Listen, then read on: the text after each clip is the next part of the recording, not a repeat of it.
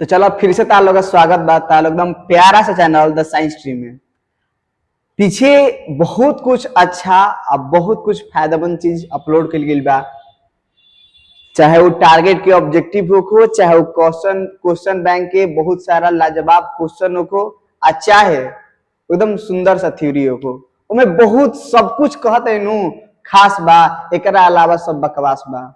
तो हम कहते नहीं कि आज जौन बानू पूरा चैप्टर 6 के एकदम निचोड़ के मसल के खत्म कर दिए। ज्यादा समय ना ले हम जवन तार लोग क्लास पढ़ावे में 4 दिन 5 दिन 7 दिन एको महीना केहू लगावेला, उ तार लोग क्लास के 1 घंटा में पूरा तरीका से कंप्लीट लेकर जौन 4 गो क्वेश्चन बा, चाहे लोहा के निष्कर्षण के सिद्धांत हो, अल्मुनिया के हो, चाहे जिंक के हो, चाहे कॉपर के, चारों के मिसिल के खत्म कर दिए। डायरेक्टली घुटवा के याद करवा दे एकदम। ये पूरा तार लोग से वादा बा कि जितना भी 5 नंबरिया क्वेश्चन हो के तार लोग में ऐसा ट्रिक बताई मुकर में कुछ ऐसा समझाइब नु कि तार लोग के भी याद हो जाए। खाली मुंह से ना, क्वालिटी बा दिखाई तारा के वो चीज तार लोग देखते देखते याद हो जाए। ऐसे जितना कुछ भी बा इम्पोर्टेंट बात ओकरा एकदम सटीकता से समझे के बा, एकदम लाजवाब तरीका से तारा अपनावे के बा। हम कहते हैं कि सब कुछ खास हो की।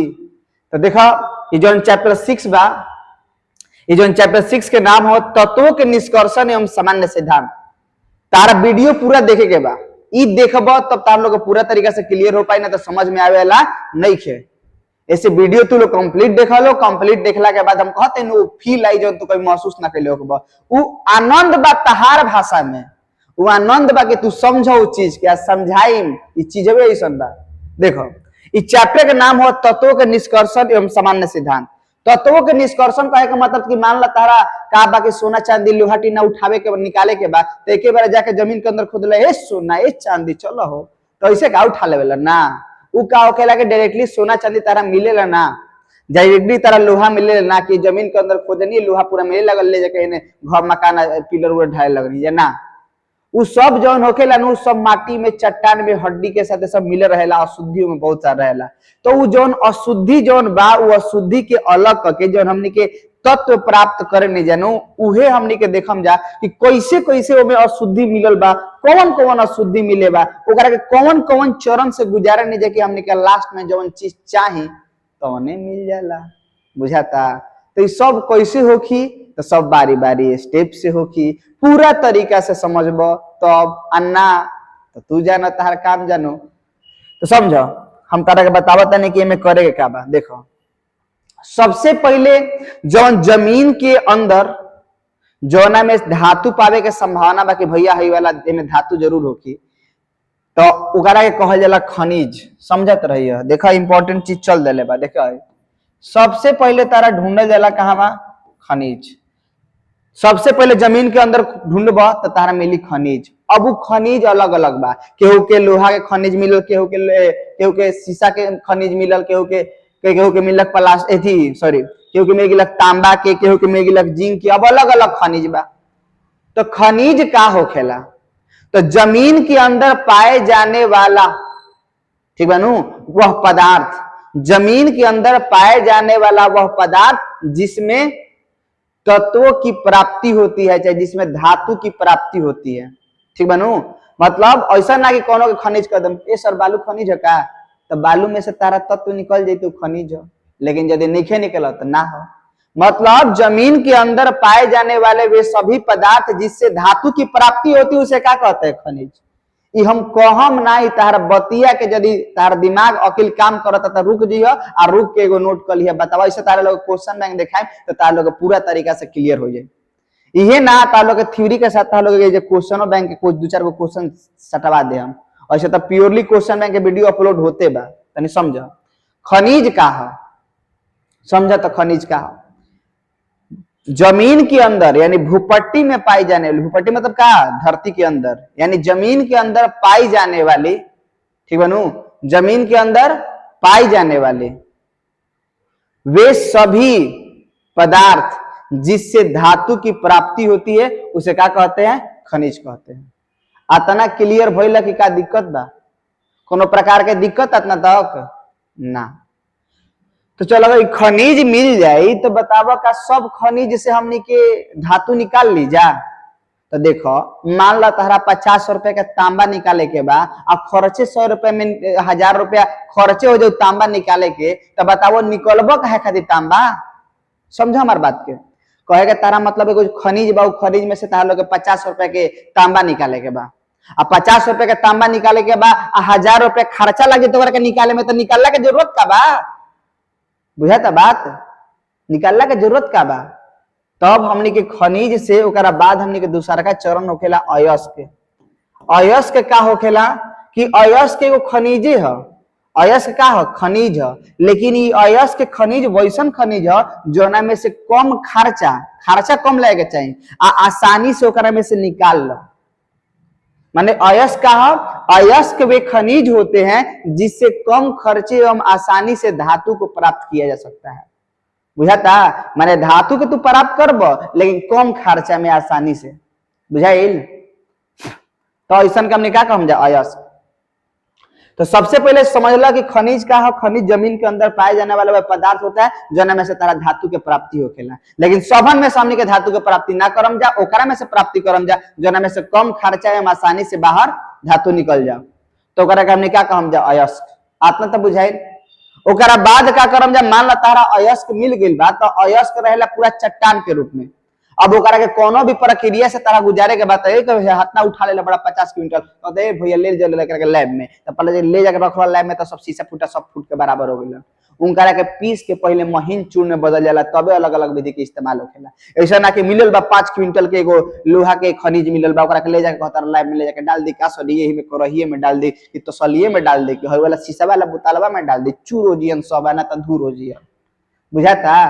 तो एकरा कहे के मतलब का बा समझिए, कहे के मतलब का बा कि हमनी के सबसे पहले हमनी के खनिज तो जान गिला, खनिज के बाद तू अयस्क जान गिला कि यो खनिज है, लेकिन में कम खर्चा आसानी से निकाला जाला। लेकिन अयस्क के कोनो भी चरण से गुजारे से पहले अयस्क के पीस के महीन चूर्ण में बदल देवल जाला। क्या करब? पीस के महीन चूर्ण में बदल जब, यानी अयस्क को सबसे पहले क्या करेंगे हम लोग? पीस कर महीन चूर्ण, पीस कर महीन चूर्ण में परिवर्तित, पीस कर महीन चूर्ण में परिवर्तित कर दिया जाता है, कर दिया जाता है। यानी करके पीस के क्या करम जा? महीन चूर्ण में परिवर्तित कर देने जा। इतना तो बुझा गए? पीस के क्या कर देने जा? महीन चूर्ण में परिवर्तित कर देने जा। सबसे पहले खनिज, खनिज के बाद अयस्क, अयस्क हमने के पीस कर महीन चूर्ण में परिवर्तित कर दिया जाता है। इतना क्लियर हो गया? ये कोनो दिक्कत बा? ओकरा बाद आए के चरण समझ। अब पीस के महीन चूर्ण में बदल देबा तो ऐसा बा कि महीन चूर्ण में ऐसा थोड़ी नहीं कि खाली खरीद अयस्क बा, वो अयस्क के साथ बहुत सारा अशुद्धियां रहेला, जिसे में हो सकता कि ओकरा में बालू हो सकता में माटी हो सकता चट्टान हो सकता ओकरा में हड्डी के चूरन हो, कुछ तो मिलल हो कि पिसले बड़ा तो पीसे तो बहुत सारा गंदगी के मिल रहेला। तो हमने के क्या करनी चाहिए कि अयस्क से जौन बा नु अयस्क में जौन अशुद्धि रहेला ओकरा के हमने के बाहर निकाले नहीं जा। अयस्क में जौन अशुद्धि मिल चुकल बा वो अशुद्धि को हम लोग बाहर निकालते हैं। इस प्रक्रिया को हम लोग बोलते हैं अयस्क का सांद्रण। क्या बोलते हैं? अयस्क का सांद्रण। यानी अगिलका स्टेप जो हमने के लिए हम जा उनमें क्या करम जा तनी समझिए। ओकरा बाद हम लोग कहेंगे अयस्क, अयस्क का सांद्रण। अयस्क का सांद्रण कहे का मतलब का? अयस्क के सांद्रण कहे का मतलब कि जौन अयस्क में जौन अशुद्धि मिल चुकल बा, अयस्क में जौन अशुद्धि मिल चुकल बा, समझिए लोग बात, अयस्क में जौन अशुद्धि मिल चुकल बा वो अशुद्धि को हम लोग बाहर निकालने के लिए जो विधि इस्तेमाल की जाती है उसको हम लोग बोलते हैं अयस्क का सांद्रण। यानी जिस विधि के द्वारा, जिन विधि के द्वारा अयस्क में उपस्थित मतलब वो अयस्क जौन तारा मिलल बा ओकरा में बहुत सारा प्रकार के गंदगी बचा, वो हड्डी के धूर होखो आ चाहे बालू के चूर होको कुछ हो कि नो, तो जवन भी अशुद्धि ओकरा में मिलल बा वो अशुद्धि के क्या करबा तू बाहर निकालबा। आज जिस विधि के द्वारा हम लोग अयस्क से अशुद्धि को बाहर निकालते हैं उसको हम लोग बोलते हैं अयस्क का सांद्रण। क्या बोलते हैं? अयस्क का सांद्रण। बुझे? अयस्क के सांद्रण मतलब का? अयस्क के सांद्रण कहे का मतलब का कि जिस विधि के द्वारा, जिस विधि के द्वारा, समझिएगा, जिस विधि के द्वारा अयस्क में उपस्थित अशुद्धियों को क्या करते हैं? अलग करते हैं। मतलब क्या है? ये अयस्क से अशुद्धि को अलग करने की विधि होती है। अब पता भाई दो प्रकार के विधि होखेला, समझिए लोग कौन कौन विधि। ये दो प्रकार के विधि होखी।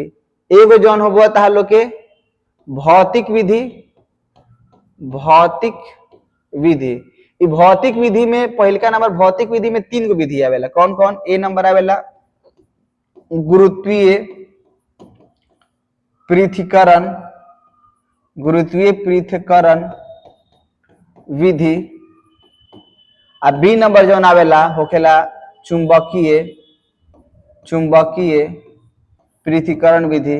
आ सी नंबर होखेला झाग या फेन उत्प्लावन, उत्प्लावन विधि। आ जौन लास्ट जौन विधि हव, मतलब जौन दूसरा टाइप के विधि बा ओकरा कहल जाला रासायनिक, रासायनिक विधि। इस प्रक्रिया का हमने के लीचिंग भी कहते हैं। पहले समझिए कि हम क्या कहते हैं, समझिए। सबसे पहले हमने क्या करनी है जा, सबसे पहले हमने काम में ली खनिज। दिमाग के भटकेले की जरूरत नहीं, कि दिमाग एकाग्र करबा पूरा तरीका से 100% क्लियर हो जाए। देख लो, सबसे पहले तारा काम मिली खनिज। खनिज का होखी तो खनिज जो में धातु पावे के संभावना होखेला, लेकिन सब खनिज से हमनी के धातु ना निकालम जा, जोना में कम खर्चा आसानी से बाहर निकाल लेवत नहीं जा, ओकरा के अयस्क कहल जाला। अब अयस्क के कोनो भी चरण में गुजारे से पहले ओकरा के पीस देवल जाला। सिलवट लोढ़ा पर ना मिक्सी, वो मिक्सी कोई स्पेशल टाइप के। अब घरे वाला मिक्सी लेके अइलो आ ले जाके एकदम हटना बहन पत्थर लेके आ गेल लोहा के, आ ले जाके तो मिक्सी एकदम धूर हो गेलन ओकरे अंदर, आ सब मंचूर हो गेल कोही में। ठीक बात कहे का मतलब ई बा कि ओकरा के स्पेशल टाइप के मिक्सी होके ओकरा में पीसल जाला। वो सब बड़का बड़का फैक्ट्री में लगा रहेला, तो पीस के महीन चूर्ण में बदलम जा। अब महीन चूर्ण में बदल देने जा तो में बहुत सारा प्रकार का अशुद्धि मिलल बा, चाहे वो मिट्टी हो, चाहे बालू हो, चाहे वो पहाड़ के हो, चाहे हड्डी के चूर हो, कोनो प्रकार के धूल मिलल बा तो ओकरा का करम जा, हमनी के अलग करम जा। अब अलग करे के विधि को बा, दू गो विधि बा। एगो हमनी के भौतिक विधि जोना में हमनी के रसायन के इस्तेमाल ना, कोनो केमिकल के इस्तेमाल ना करम जा। एगो रासायनिक विधि जोना में हमनी के केमिकल के इस्तेमाल करके हमनी के उमे से अशुद्धि के बाहर निकालम जा। बुझाता दोनों बात है। भौतिक विधि का है तो भौतिक विधि में हमनी के कोनो प्रकार के केमिकल के इस्तेमाल ना करम जा, जबकि हमनी के रासायनिक विधि में कोनो केमिकल के इस्तेमाल करके हमनी के क्या करम जा, अयस्क के सांद्रण करम जा। मतलब अयस्क से अशुद्धि के हमनी क्या करम जा, बाहर निकालम जा। कोना के इस्तेमाल करके, कोनो रसायन के इस्तेमाल करके। तो रासायनिक विधि में क्या होखेला, तो रासायनिक विधि में हमनी के कोनो केमिकल यानी कोनो रासायनिक पदार्थ के इस्तेमाल करके ओकरा में से अशुद्धि के बाहर निकालल जाला। आतना बुझाइल या अभी तकलीफ बा? चलो देख लो, सुन लो। तो ओकरा बाद हमनी के समझे के बा, ओकरा बाद का हो कि जब सांद्रण कर ले बा मतलब अशुद्धि अलग हो जाई, तो का होखेला नो कि अशुद्धि जब अलग हो जाला तो हमनी के ऐसे ही धातु ना प्राप्त होखेला। धातु जौन बा मान ला कि जब हमनी के अशुद्धि अलग हो गेलक, जब अशुद्धि जौन बा अशुद्धि ओकरा में से अलग हो गेलक, तो ऐसे नहीं कि तारा धातु मिल गेलक, अभी तारा अयस्क मिलल बा। और अयस्क में से ऑक्सीजन के तू बाहर निकालना बहुत कठिनाई के काम है, बहुत कठिनाई के। तो सबसे पहले क्या कर बनू कि ऑक्सीजन के आउ जोड़ दो, ऑक्सीजन के आउ क्या कर दो, जोड़ दो। और ओकरा बाद फिर जब ऑक्सीजन के बाहर निकल बनू तो खाली धातु निकल जाए। मतलब ना समझ लो, जैसे कहे का मतलब कि तहार हाथ पर तहार कपड़ा में तहार गंदगी लागल बा, धूल धुआं सब लागल हवा, तो कहता नहीं कि ये सरी निकाल दी का कपड़ा में से मैला बा, तो धक रगड़ दी का, तो कपड़वा फाट दिए, रगड़त रगड़त रगड़त तो सरफ तो गंदगी तो जाई लेकिन कपड़वा तार फाट दी। लेकिन हम का कहने कि जब मैं जौन बानू पी लगाई है, जब साबुन सर्फ एक्सल से सब सर सर सर सर सब साफ करत रह जा, तो का होगा, साबुन तो खियाता ओकरा अंदर जाता, ओकरा अंदर जाता और मोइल के साथ लपेटाता, लपेटा के दोनों साथे बाहर आवता। बुझाते में दोनों चरण में का भइल। एगो तरीका बा कि पूरा फाड़ दो, दूसरा का तरीका बानू को के आसानी से निकालो। कैसे? तो दोसर इस चीज के इस्तेमाल करके पहले जाई साबुन आ साबुन साथ लेके आई, तो अही से का कल जाला कि हमनी के अयस्क के सांद्रण केले के बाद अशुद्धि बाहर निकल जाला। लेकिन तारा अभी अयस्क मिलल बा, ओकरा में से धातु के डायरेक्ट तू प्राप्त नहीं कर सकत। यदि प्राप्त करब तो बहुत कठिनाई से हो सकता है धातु रा मोही प्राण दिया के मर जास। धातु में जान होखेला का ना, मजाक कइनी है देखो है। तो अयस्क के सांद्रण, ठीक बा। अब देखो अयस्क के सांद्रण करे के बाद हमने क्या करके ऑक्साइड में परिवर्तित करनी जाए, ऑक्साइड में परिवर्तित करनी जाए ताकि अक्सान हो। तो ऑक्साइड, ऑक्साइड में परिवर्तन। अब हमने क्या करम जे करके ऑक्साइड में परिवर्तन काहे कैसे एकरा से धातु निकालम जानू, तो डायरेक्टली धातु निकाल बहुत कठिनाई के काम बा। तो हमने क्या करम जे करके ऑक्साइड में बदलम जा, काची में बदलम जा, ऑक्साइड में। बुझाता बात? यानी हमने के ऑक्साइड में बदलम जा, समझिए लोग। तो ऑक्साइड में यदि हमनी के बदलत नहीं जा तो दू गो तरीका बा हमनी के ऑक्साइड में बदले के। एगो होखेला निस्तापन, निस्तापन आ एगो जौन होखेला भर्जन। एकरा के हमनी के केहू केहू जारन भी कहेला, ऐसे घबराए के जरूरत नहीं है, केमिस्ट्री हो आए बाय करेला, घबराए के जरूरत नहीं है। अब समझा निस्तापन का हो। देखो हई ऑक्साइड में बदले के दू गो तरीका बा। तो हमनी के का होखेला नु कि जौन धातु के जौन मतलब अयस्क होखेला वो अयस्क दू प्रकार के हो कि चाहे 3 प्रकार के चाहे 4 प्रकार के। जोना में हमनी के ऑक्सीजन हो की ओकरा के ऑक्साइड अयस्क कहम जा, जोना में सल्फर हो की सल्फाइड अयस्क कहम जा, जोना में कार्बोनेट हो की ओकरा के कार्बोनेट अयस्क कहम जा। ऐसे जनरली 3 गो 4 गो प्रकार के होखेला, लेकिन दुए गो खास बा, बाकी सब बकवास बा। कौन कौन? एगो जोना में ऑक्सीजन होखेला आ एगो जोना में सल्फर होखेला। तो मान लो कि हई सल्फर बा, यानी देख लिया दूगो, तो निस्तापन के इस्तेमाल कब कइल जाला? भर्जन के इस्तेमाल कइल जाला। तो भोजपुरी में एगो गाड़ी बा निस्तनिया, पता ना तार लोग के दादी उदी चाहे जौन बूढ़ पुरानिया उहे गाड़ी देवत ही, ठीक बा नु। हमार दादी देवत रही पहिले, अब तो नहीं की तो कहां से दियन। तो कहे के मतलब निस्तापन एगो गाली के जैसन बा, निस्तापन जैसे लागत निस्तनिया। तो ई गाली कब दी? जब हवा ना रहेला नु, जब हवा ना रही, हवा ना रही के चारों तरफ, तो शरीर पूरा पसेनाइल बा, गर्मी के दिन बा, पूरा शरीर पसेनाइल बा, बहुत आह दादा गाड़िए देवे लगे लोग, हवा कहां बा, हवा कहां बा। यानी गाली के कब देवेला? जब हवा ना रही। ट्रिक बताओ तनी, ट्रिक कैसे याद कर सकता रहे करा के? जब हवा ना रही तो समझिए कि कोई गाली दी, आ गाली दी तो निस्तापन। अब भर्जन लगा तो भजन करा। भजन कब करब? जब हवा रही तब। भजन कब करब? जब हवा रही तब। यानी हमनी के जब हमनी के कोनो अयस्क मिल गेलक, और जनरली हमनी के समझे के बाद दू प्रकार के अयस्क होखी। जैसे में हम तरह के बता देनी कि हई हो गेलक जेडेनएस आ एगो हो गेलक जेडेनो। देखो दू गो अयस्क, हेकरा में सल्फर बा, हेकरा में का बा? ऑक्सीजन बा। तो जोना में पहले से मतलब ऑक्सीजन के कोना में हई कहने नु कि एकरा में तारा ऑक्सीजन अनुपस्थित रही। ऑक्सीजन का रही? अनुपस्थित। एकरा में ऑक्सीजन उपस्थित रही। तो ऑक्सीजन कब उपस्थित करेबा? जब ओकरा में पहले से ऑक्सीजन नहीं थे तब नु। जब ऑक्सीजन ना रही तबे नु भोजन करके कह कि आ जा बुझाता? कह के ए सर दिमाग तो कंफ्यूज हो गइल। खैर कोनो बात ना, हेजे से समझे के बाद निस्तापन। निस्तापन कहे के एगो भोजपुरी गाड़ी है। भोजपुरी गाड़ी कब देवेला? जब हवा ना रहेला तब। आ हई भजन, भजन के कब करेला? जब ऑक्सीजन रहेला, जब हवा रही तब। जब हवा रही तब भजन करबो, आ जब हवा ना रही तो निस्तापन क्या होता है ना कि जब हमनी के सांद्रित अयस्क बा, मतलब अयस्क के सांद्रण कइले के बाद जब हमनी के अयस्क प्राप्त होकेला ओकरा के हमनी कहल जाला सांद्रित अयस्क। तो जब सांद्रित अयस्क को ऑक्सीजन के अनुपस्थिति, मतलब ऑक्सीजन ना रहो, ऑक्सीजन के अनुपस्थिति में गर्म करके ओकरा के ऑक्साइड में बदलम जा। का में बदलम जा? ऑक्साइड में। देखो जब मान लो कि हेकरा के यदि हमनी के ऐसे गरम कर देनी जा, गरम कइला के बाद हमनी के बदलत नहीं जा, ठीक, ZnCO3 कर देते नहीं जा, ZnCO3। तो मान लो एकरा के हमनी गरम करने जाता है, ऐसा बोलोगे Zn + CO2 एग्जांपल। तो तू का देखता रहे एकरा में?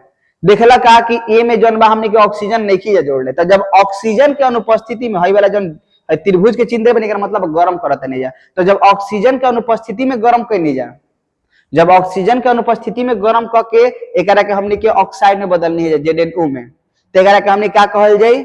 निस्तापन। आ जब उहे हमनी के ऑक्सीजन के उपस्थिति में, जैसे हेजे देख लो ZnS बा, देख लो हेजे बा ZnS बा। अब एकरा के हमनी क्या कहते हैं? जो ऑक्सीजन के उपस्थिति में गरम करते हैं जा, तो जब ZnO अब प्लस का हो गेल SO2। समझ लो बात? यानी हेजवा का बा? हेजवा सल्फाइड है, इसका हमने ऑक्सीजन की उपस्थिति में गर्म करके क्या करते हैं जा? हेजवा ऑक्साइड में बदल देते हैं। देखो दोनों एग्जांपल के देखो, हेजवा ऑक्सीजन की उपस्थिति में क्या करते हैं जा? गर्म करते हैं। त्रिभुज के चिन्ह मतलब गर्म। हेजवा ऑक्सीजन की उपस्थिति में गर्म करके काचे में बदलते हैं जा? ऑक्साइड में। तो ई प्रक्रिया के क्या कहल जाए? ई प्रक्रिया कहल जाए हमनी के भर्जन या जारन। कब? जब ऑक्सीजन की उपस्थिति में गर्म करबो तब। निस्तापन कब कहब? जब ऑक्सीजन के अनुपस्थिति में गर्म करब। जैसे हमें का बा? ऑक्सीजन अनुपस्थित बा। ये दोनों बात के समझ लो। निस्तापन कहा, भर्जन कहा। निस्तापन जैसे भोजपुरी गाली कब देब? जब ऑक्सीजन अनुपस्थित रही तब। जब ऑक्सीजन अनुपस्थित रही तब। तारा से कहें भर्जन कब करब? जब ऑक्सीजन उपस्थित रही तब। तो कौन निस्तापन कौन भर्जन? तो एकरा में ऑक्सीजन उपस्थित बा तब गर्म करता रह, तो ई भर्जन ह, भर्जन ह। आ हई वाला ऑक्सीजन के अनुपस्थिति में गर्म करता रह, तो ई का ह? ई निस्तापन ह। बुझाइल दोनों बात कि निस्तापन आ भर्जन में का अंतर बा? दोनों बुझाइल कि निस्तापन आ भर्जन में का अंतर बा? ये गलत बात बा। तो इस तरीका से तू लोग क्लियर कर लो कि निस्तापन आ भर्जन हमने के का भइलक। अब आवा हमने के आगे के स्टेप पे समझल जा ये क्या बा। तो सबसे पहले हमने क्या करनी है, खनिज मिलल, खनिज के बाद हमने के उहे खनिज के इस्तेमाल कर कम खर्चा में निकला तो अयस्क मिली। अयस्क के कोनो भी चरण बुझा के पहले पीस देम जा, आ पिसला के बाद हमने क्या करम जा, पिसला के बाद हमने क्या करम जा, एकरा के सांद्रण करम जा। सांद्रण माने का? माने ओकरा के अशुद्धि के बाहर निकालम। तो अशुद्धि के बाहर निकाले कगो विधि? तो दूगो विधि बा, एगो भौतिक विधि, एगो का बा रासायनिक विधि। अब तनी समझ ले बका कि भौतिक विधि में गुरुत्वीय पृथक्करण विधि का, चुंबकीय का, फेन या जागृत प्लावन विधि का। ताजा ताजा बात बस समझिए लो, देख लो तनी समझाइए देते हैं। देखो गुरुत्वीय पृथक्करण विधि का, गुरुत्वीय पृथक्करण विधि में का होखेला नु कि वैसे टब रहेला। उ टब में का होखेला नु कि तेज धार से जौन बा पानी, जौन बा तेज धार से पानी ऐसे बा कहां होता, बाहर निकला था तेज धार से पानी। अब जब हमने के पीसा हुआ चूरन के जब हमने के गिराइम जा, तो का होखेला नु कि पीसा हुआ चूरन में यदि कण यदि भारी बा, एगो कण भारी बा, तो भरिका देखबा ना कभी पानी बहता पूरा, मान ला कि तारा सामने से पानी बहता, अब पीसा हुआ चूरन के तू गिरावत रह, तो जौन भरिका कनवा बा उ भारी कनवा का हो जाए नीचेवा जाके बैठ जाए, हल्का हवा पानी के साथ का हो जाए बह जाए। तो ई विधि को हमने कहा जाला गुरुत्वीय पृथक्करण विधि। यानी गुरुत्वीय पृथक्करण विधि में क्या होता है कि इसमें पीसा हुआ चूरन को जब तेज धार के पानी में बहाते हैं, तेज धार के पानी में क्या करते हैं, बहाते हैं, तो हल्का हल्का जो अशुद्धि बा पानी के साथ बह जाए, जबकि जो भरिका कण बा नीचे जाके बैठ जाए। तो बताओ अलग ना हो जाए, भरिका नीचे बैठ गया, अशुद्धि बाहर निकल गया, हो गया। ई गुरुत्वीय पृथक्करण विधि है। चुंबकीय पृथक्करण विधि का होखेला, चुंबकीय पृथक्करण विधि तो एकरा में ऐसे दू गो का होखेला नु कि चुंबक के पट्टा, चुंबक का थी घिरनी होखेला, एकरा पर का बनू कि पट्टा लागल बा। अब एकरा बाद जब हमने के पीसा हुआ चूरन को यदि हम इसमें हम डालते हैं तो का होगा नु कि जौन अशुद्धि बा, जौन अशुद्धि बा सॉरी जौन चुंबक से खिंचाला आकर्षित होके वाला बा उ पास गिरी, आ जबकि अशुद्धि जौन बा का हो जाए दूर गिर जाए। तो बताओ हई अयस्क से अशुद्धि अलग ना हो जाए कब? जब दूगो चुंबक के घिरनी पर लगा हुआ पट्टा, जब दूगो चुंबक के घिरनी पर उस पर लगा हुआ जो पट्टा है उस महीन चूर्ण जब गिराते हैं तो जो अशुद्धि होता है वो अशुद्धि क्या होता है, वो अशुद्धि दूर गिरता है, और जबकि जो चुंबक से आकर्षित होकेला अयस्क वो का होकेला पास गिरेला। लेकिन ई विधि के इस्तेमाल तब करम जा जब हमने के कोनो ओकरा में से चुंबकीय हो, जैसे लोहा, मान ला कि लोहा के कोनो अयस्क बा ओकरा के हमने के सांद्रण करे के बा, तो इहे विधि से करम जा। काहे? पीसा हुआ चूर्ण के जब डलबो तो हई वाला चुंबक की घिरनी है, तो चुंबक वाला चीज बा आकर्षित होकर पास पास गिरी और अशुद्धि का हो जाए थोड़ा दूर दूर। इहे चीज के भाषा बना के लिख देवे के बा। तब ओकरा बाद फेन या झाग उत्प्लावन विधि का है।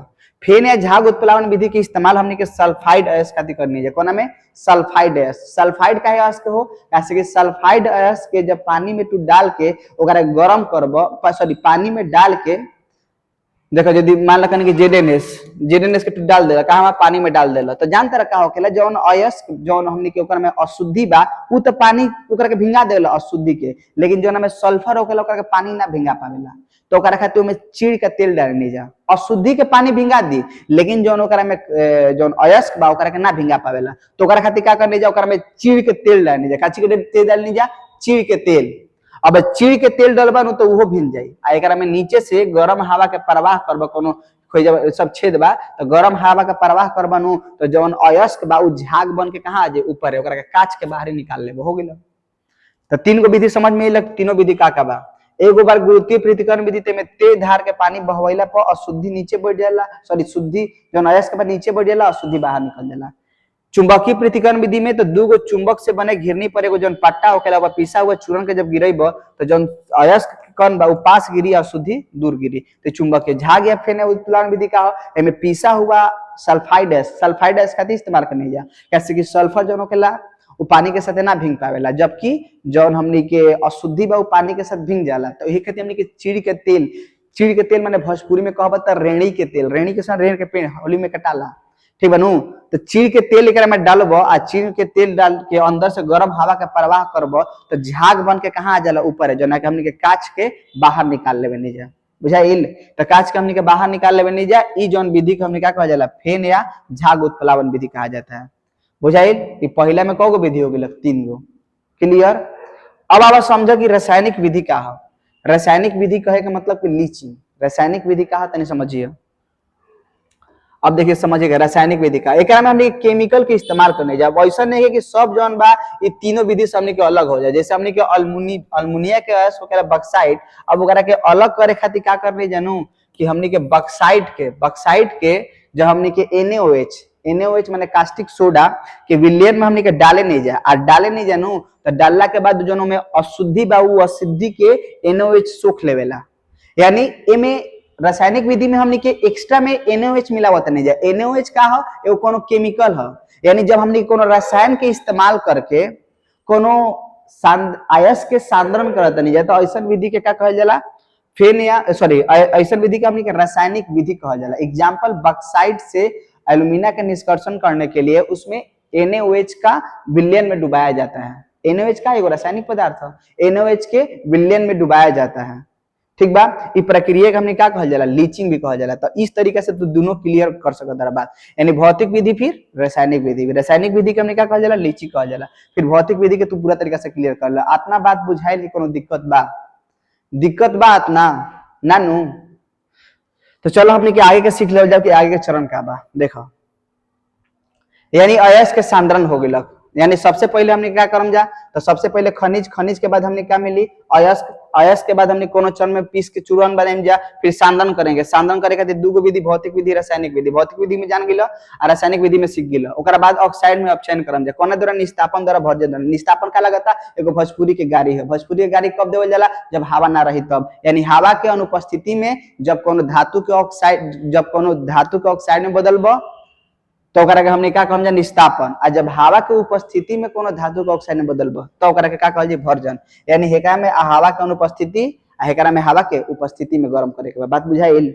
ओकरा बाद जब ऑक्साइड में बदल जा तब ओकरा में से ऑक्सीजन के बाहर निकाले के बाद। ठीक बा, तो देखो ऑक्साइड के बाहर निकाले खातिर हमने के प्रक्रिया इस्तेमाल करनी जा अपचयन, आ एकरे में खास रूप से पढ़े के बाद तारा प्रगलन। ठीक बा, अपचयन कहने का मतलब का कि ऑक्सीजन को बाहर निकालना।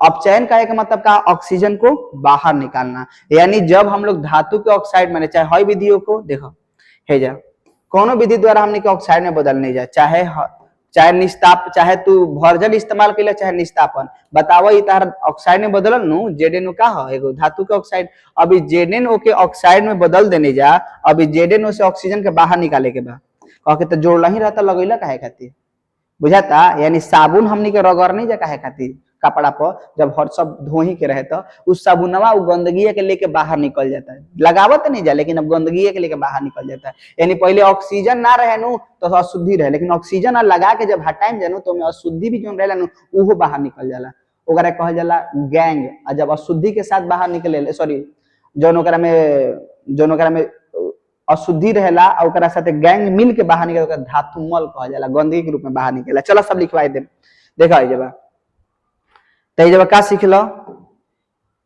हेजे सीखलो का अपचयन। ठीक बा, अपचयन तू बारे में सीखलो। अपचयन कोष्ठ पे तू प्रगलन के बारे में तू जानल कि प्रगलन है का, आता तो क्लियर होता। अपचयन मींस प्रगलन, क्लियर। तो बोलो कि हाँ ई का बता देला। और एकरा में मतलब यदि ZnO बा तो ZnO को तू ऑक्सीजन के बाहर निकलबा कोना के द्वारा, कार्बन के द्वारा। तो कार्बन के द्वारा बाहर निकलबा तो Zn प्लस CO। ठीक बा, अब हो सकता है कि ZnO को निकाले के तार तरीका बा कि तू CO के भी इस्तेमाल कर द, तो हो गेल Zn प्लस CO2। यानी कहे के मतलब का बा कि तू जौन Zn में O बा वो O को बाहर निकालने के लिए तू कोनो पदार्थ के इस्तेमाल करता रह, जोना से वो ऑक्सीजन का होता है बाहर निकल जाता है। तो इस प्रक्रिया के नाम है अपचयन। यानी जब हम लोग किसी तत्व के द्वारा ऑक्सीजन को बाहर निकालते हैं, चाहे ऑक्सीजन के तहत बाहर निकाले के प्रक्रिया का नाम है अपचयन, बुझाइल। लेकिन कहो प्रगलन कब इस्तेमाल कइल जाला, तो प्रगलन एकरे में के वो खास वैरायटी है। मान ला कि अब ऐसा नहीं कि डायरेक्टली कोनो हमेशा सब तत्व से निकलिए जाला बाहर, ओमे हो सकता कि ऐसा अशुद्धि मिलल बा जौन अगलनीय बा, यानी गल ना पावेला। तो वो अगलनीय अशुद्धि के गलावे खातिर ओकरा में हमने कुछ बाहर से मिलावल जाला पदार्थ। ठीक बा नु, यानी समझिए लोग कि हम बात का कहल चाहता नहीं। यानी किसी भी समझिए कोनो हमने के मान ला कि निस्तापन या जौन भर्जित अयस्क होकेला, वो भर्जित अयस्क में अगलनीय पदार्थ मिल गई बा, यानी गलेला ना। तो अगलनीय पदार्थ के गलावे खातिर हमने के गालक के इस्तेमाल करने, यानी गालक का है वो गालक एगो रासायनिक पदार्थ है जौन अगलनीय पदार्थ के गलावेला। आ ओकरा खातिर साथ में सपोर्ट खातिर सहायक के रूप में कोक मिलावल जाला। कोक का ह? कोयला के बुरादा ह, धूर कोयला के।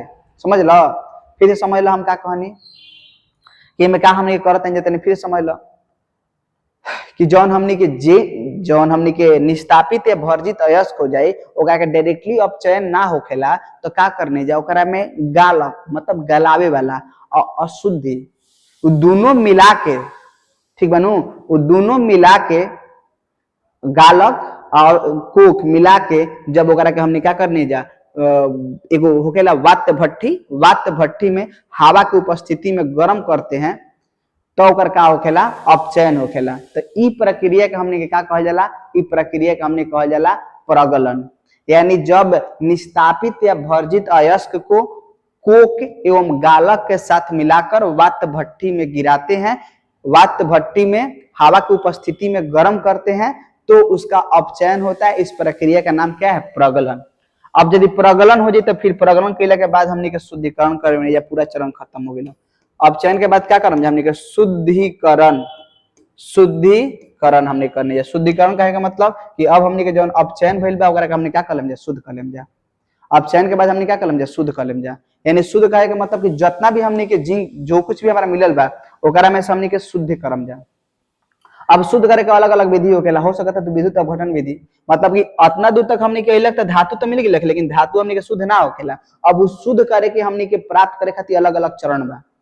केहू जौन बा मान ला कि कोनो वाष्पशील होखेला धातु तो वाष्प बन के ऊपर हो जाए तो ओकरा के विधि से, कोनो विद्युत अपघटनी विधि से। तो इस प्रकार से पूरा चैप्टर के निचोड़ हम तार लोग कह देने कि पूरा चैप्टर में ये बात पढ़े के बा। का पढ़े के बा, तो सबसे पहले तारा का करे के बा, तो सबसे पहले तारा खनिज चुने के बाद, खनिज के बाद उहे अयस्क के चुना को जना कम खर्चा में निकल जाओ, फिर पीस के महीन चूर्ण बदला, फिर चूर्ण बदला के बाद जौन हमने के अयस्क में जौन अशुद्धि होखेला गैंग कहल जाला। यानी अयस्क में जौन उपस्थित अशुद्धियां होती है उसको गैंग कहते हैं। ठीक, अब अयस्क का जौन सांद्रण बा, अयस्क के सांद्रण करे खातिर दू गो विधि, भौतिक और रासायनिक विधि।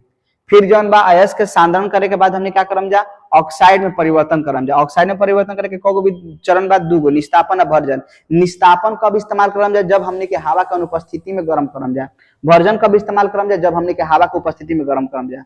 अभी ऑक्साइड में बदल जाए, ऑक्साइड में बदलने के बाद अब हमने के ऑक्सीजन के हमने के बाहर निकालम जाए, इस प्रक्रिया के हमने के अपचयन कहल जाला। लेकिन जब अपचयन में कुछ खास वैरायटी के इस्तेमाल करने जा, कुछ पदार्थ के मिलावे नहीं जा, जैसे में तहार हो गेल, जैसे में तहार हो गेल गालक आ कोक के मिला के हवा वात भट्टी में गर्म करम जा तो प्रगलन। ओकरा बाद जो हमने के मिल जैते जब शुद्ध नहीं के, ओकरा के बाद हमने के का करम जा, शुद्ध कर लेम जा।